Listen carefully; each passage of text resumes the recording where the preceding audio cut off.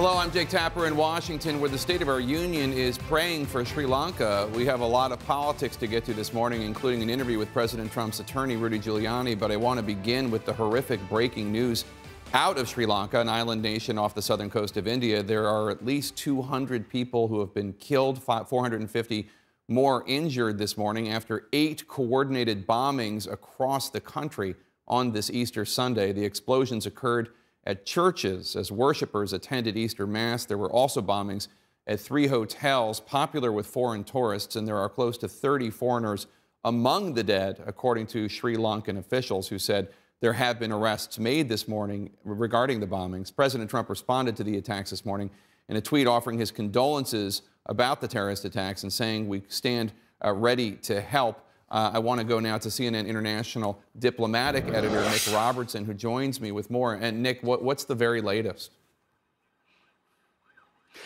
Jake, it's still not clear who was behind the bombing. Very clear this was coordinated, that it was well planned, that these people were intending to send a very clear message on this one of the most holy days in the Christian calendar, Easter, that they were attacking Christians, not just people in hotels who might have been foreigners, but very clearly intent on attacking Christians. And it comes at a terrible week for the church. You've had the burning down of, or the partial burning down of the Notre Dame Cathedral in Paris. You have that arson attack on St. Patrick's Cathedral in New York just 2 weeks ago, and a church burnt down in Louisiana. You have the ongoing scandal within the Catholic Church about abuse that continues to rumble on. And here in Northern Ireland, just ahead of the Easter Republican parades commemorating the Irish overthrowing British rule in Ireland, police raids here in this city of Derry led to riots, youths throwing petrol bombs at police vehicles, and a group called the New IRA, that the police are branding a new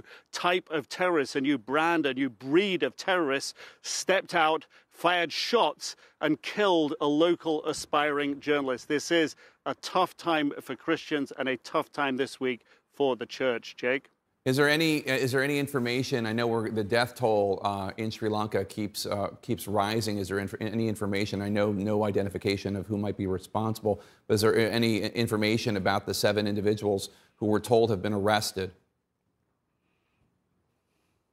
So far not. What we do know is during one of the raids for arrests, that the police, the special forces team, were seen to be targeted by a suicide bombing or a bomb that was left attached to a tripwire or something as they went into one of the premises that they were searching. So clearly this group knew that the police were going to come after them. The police had a pretty clear idea where they were, but precisely from the government who these people are. This is not a typical type of attack by the Tamil separatists who ended their 25-year civil war with the government there 10 years ago. This is not the type of attack they would perpetrate.